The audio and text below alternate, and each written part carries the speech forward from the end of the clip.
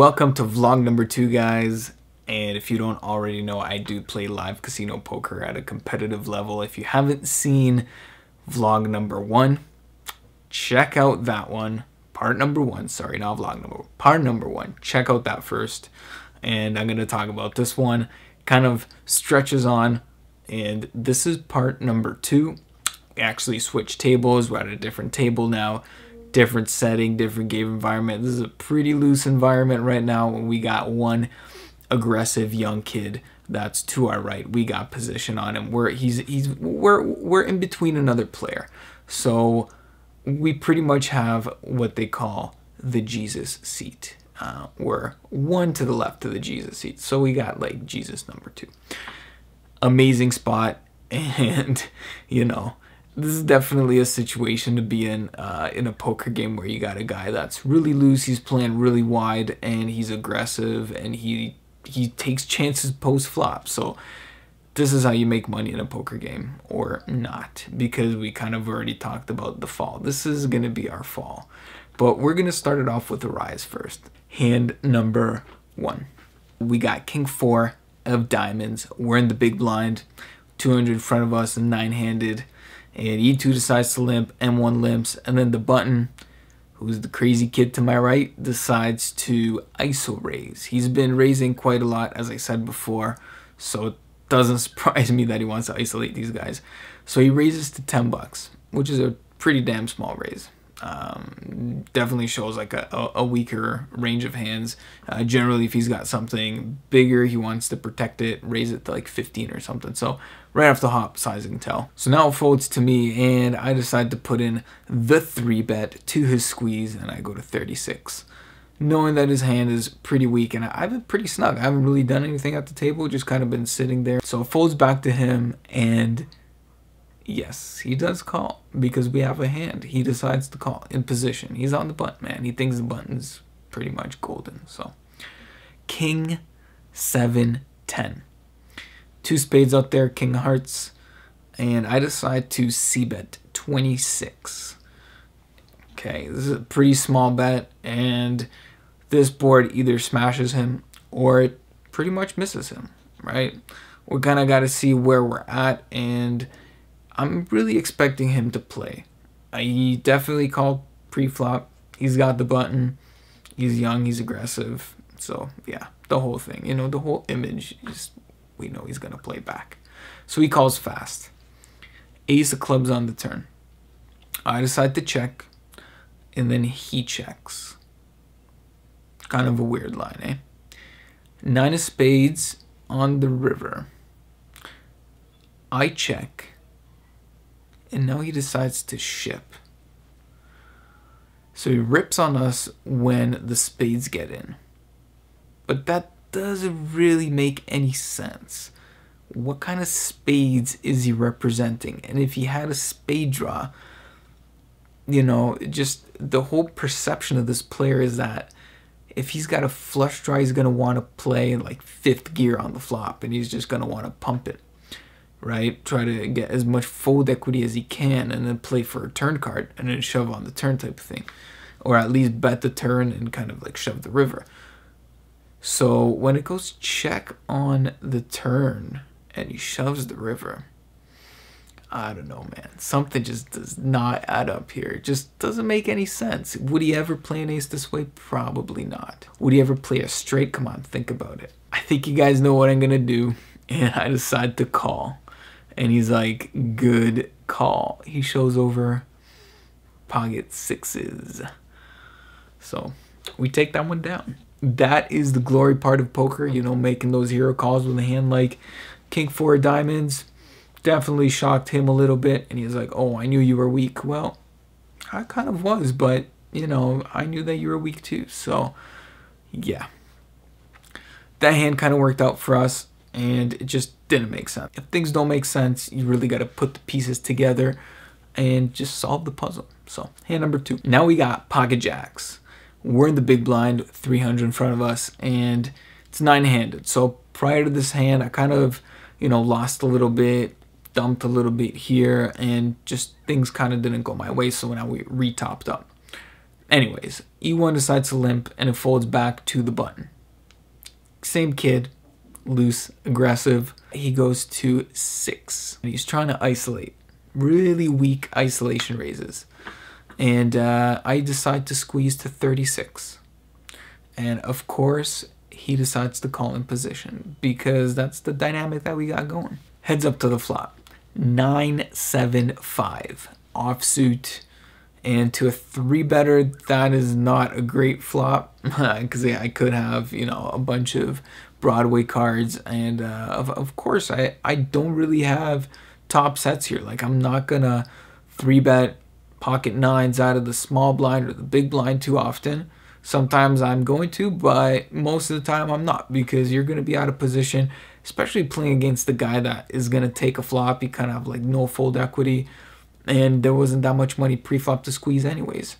So yeah, I don't think that any of those make me a set most often. So range advantage definitely in his favor, I would say, but I decided to bet 31, and he calls really fast. So at this point, it leads me to believe that he doesn't have a set too often or 2-pair or anything like that, because he probably think twice and kind of try to navigate a little better. So I think most of the time I've seen this numerous times. Most players that are kind of recreational and don't play too often, they kind of just have marginal hands, just 1-pair type, even bottom pair, 2nd pair, weak top pair type hands. So 4 diamonds on the turn, and at this point I decide to bet 58, and he calls again, calls pretty fast. 5 offsuit on the river. This is a perfect card, pairs the board, so less likely that he's got a set of 5s, which is a definite possibility pre-flop, and you know, reduces combinations of 2 pairs and all that other stuff. And now if he had 2 pairs on the flop, well, now we got 2 pairs as well. So we decide to shove, and pretty easy shove. You know, we got a dynamic going on, and I just feel like most of the time he's gonna think I'm bluffing, and I think he's gonna make a here call with a hand like a pair. So it looks like by now he definitely has a pair. He's got either weak top pair type hand, or he could have even a 2nd pair. So when he doesn't snap fold right away, I know he's got some showdown equity for sure. And I'm just praying that he calls, and he tanks, goes down to his last like 42, 43, 4 seconds, and then he calls.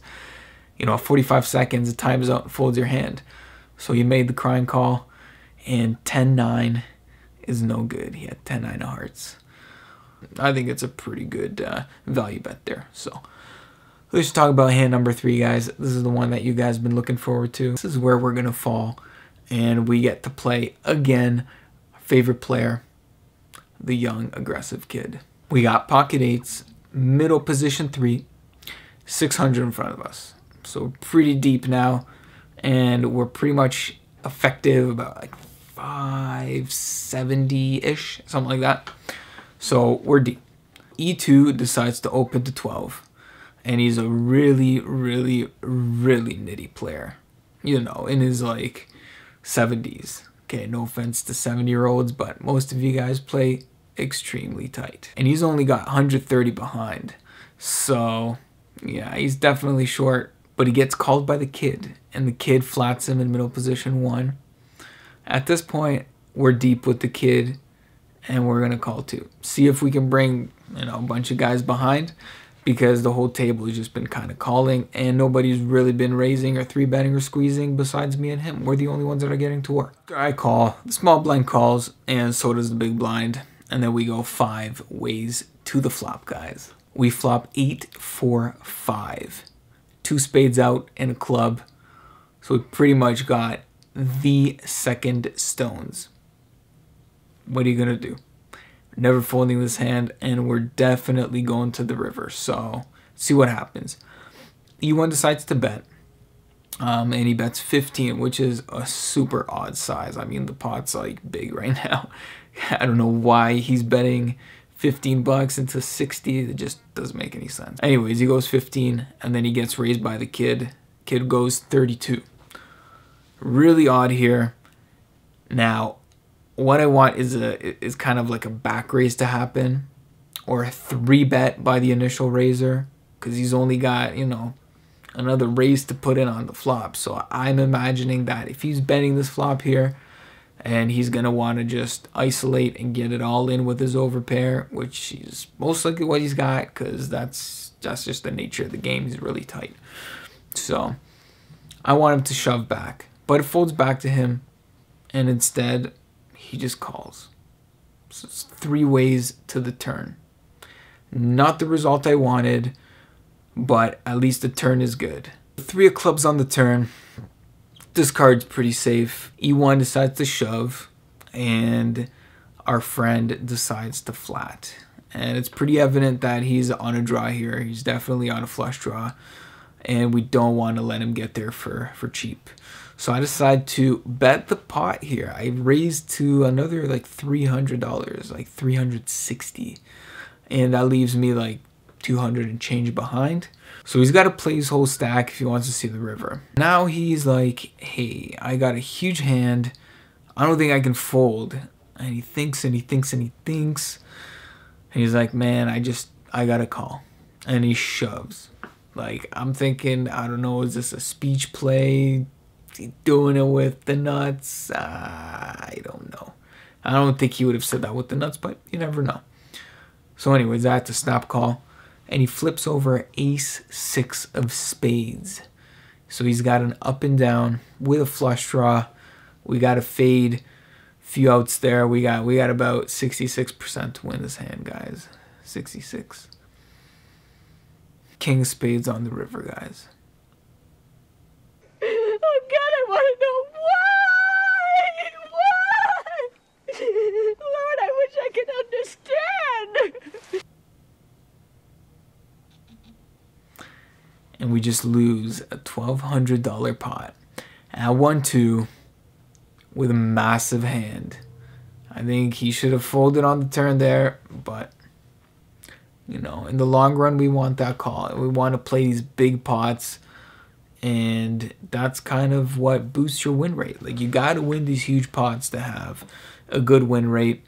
Same thing goes about fighting for small, medium pots. You got to fight for all those pots to bring up your win rate. So all of these things kind of add up to your bottom line. After something like this happens, you know, I see some people freaking out. Like, I was playing last weekend at Niagara, and some of these guys were freaking out over like $100. Like, he had kings and then ace came up, and the other guy had like an ace, and he just like smashed the board. He lost $100. I'm like, whoa, guys, come on.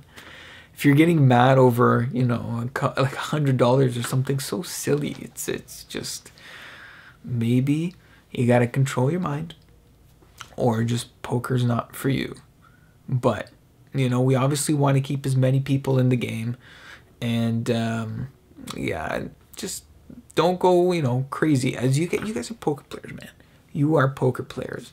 You should set a good example, and let some of the more entertaining players do whatever they want to do. Okay, if they want to just kind of like go ape zonkers on, you know, on a hand, then just let them be. But don't make fun of them. Let them play the way they want, because poker is about having fun. Okay, and if somebody wants to play a certain way, let them play that way. Don't laugh at them for shoving all in with 8-4 off because he's trying to raise his straddle and try to collect all the dead money, but he couldn't pick a better hand than 8-4 off or 8 deuce off or 10-2 suited because it's a Doyle Brunson.